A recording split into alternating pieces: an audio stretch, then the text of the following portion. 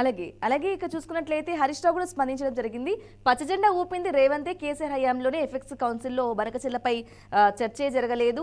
ఇక ఏటా 3000 టీఎంసీలు సముద్రంలోకి వృధాయకపోతున్నాయని చెప్పింది సిడబ్ల్యూసీనే. వాటిలో 1950 టీఎంసీలు తెలంగాణకు కేటాయించాలని కేసీఆర్ డిమాండ్ చేశారని చెప్పేసి మాజీ మంత్రి హరీష్ రావు చెప్పడం చూసుకోవచ్చు. బనకచెర్లకు సంబంధించి ఎలా చూడాలంటారు? మా హయాంలో జరగలేదు, రేవంత్ హయాంలోనే జరిగిందని వీళ్ళు, కాదు గత ప్రభుత్వ హయాంలోనే జరిగిందని వాళ్ళు, ఒకరి మీద ఒకరు వేసుకునే ప్రయత్నం అయితే చేస్తున్నారు. కానీ దీనికి సొల్యూషన్ అనేది ఎప్పుడు వస్తుందంటారు? అయితే ఇటు నుంచి అటు నుంచి ఇటు బంతి వాళ్ళ కోటర్లు వేసుకుంటారు. ఏమంటున్నానంటే ఎవరు కూడా తెలంగాణకు అన్యాయం చేయాలి కేసీఆర్ గారు అనుకోరు, రేవంత్ రెడ్డి గారు అనుకోరు.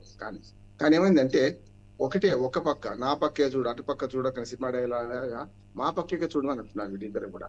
నేను ఏమంటున్నానంటే మొన్న కూడా అంటే అర్థసత్యాలు చెప్పి నేను ఎందుకంటున్నానంటే ఆనాడు కేసీఆర్ గారు అట్లాగే చంద్రబాబు నాయుడు గారు జలవనరుల శాఖ ముందు కూర్చున్నప్పుడు సిడబ్ల్యూసి ముందు కూర్చున్నప్పుడు ఆయన కేసీఆర్ గారు చెప్పిన మొదటి పేరా మాత్రమే చదివారు. ఆ తర్వాత ఐదో పేరా అంశం చదవలే కదా. అందుకని నేను ఏమంటున్నా అంటే ఎవరి వైపు వాళ్ళు చూపించుకున్నారు. మొత్తం మీద ఈ 10 ఏళ్ళు దీన్ని మొత్తం 1068 టీఎంసీలు ఎందుకు వాడుకోలేకపోయినరు అనే మాట అది ఇప్పుడు వీళ్ళకే కదా, ఈ 10 ఏళ్లకే కదా, అంతకుముందు కూడా మరి కాంగ్రెస్ ప్రభుత్వం ఉంది, అంతకుముందు తెలుగుదేశం ప్రభుత్వం ఉంది, అందరికి వర్తిస్తూ అంటున్నారు. అందుకని ఇప్పటిదాకా వాడుకోలేదు. ఇప్పుడైనా సరే నీళ్లు ఉన్నాయి అనుకోకండి, ఉన్న నీళ్లు సరిగ్గా వాడుకుంటే మిగులు జలాలు పెద్దగా ఉండవు. కనుక మనం వాడుకున్న మన అవసరాలు తీరిన తర్వాత వేరే బేసిన్ కదా. బనకచెర్లలో ముఖ్యమైనది వేరే బేసిన్ మళ్ళిస్తున్నారు. చంద్రబాబు నాయుడు గారు ఇంకో కారణపడి చేశారు, వేరే బేసిన్ మళ్ళిస్తున్నారని చెప్పి. యాక్చువల్గా శ్రీరామ్ సాగర్ శ్రీకాకుళంలో వేరే బేసిన్ లేదు.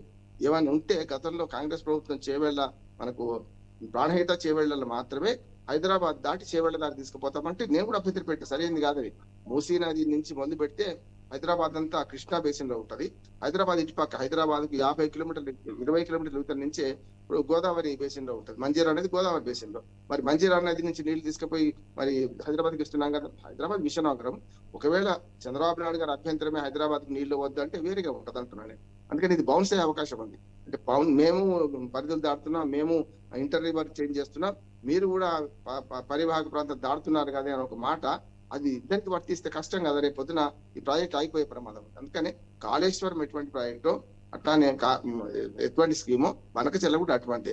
గంగా టు కావేరి దానిలో సగం నుంచి పండిస్తే సరైనది కాదని ఆనాడు చంద్రబాబు నాయుడు గారు అన్న మాటనే కదా. అందుకని ఇప్పుడు రేవంత్ రెడ్డి మన ఇద్దరి మీద మన హరీష్ రావు గారికి చేసిన విమర్శలో వాస్తవం ఉందంటున్నాడు.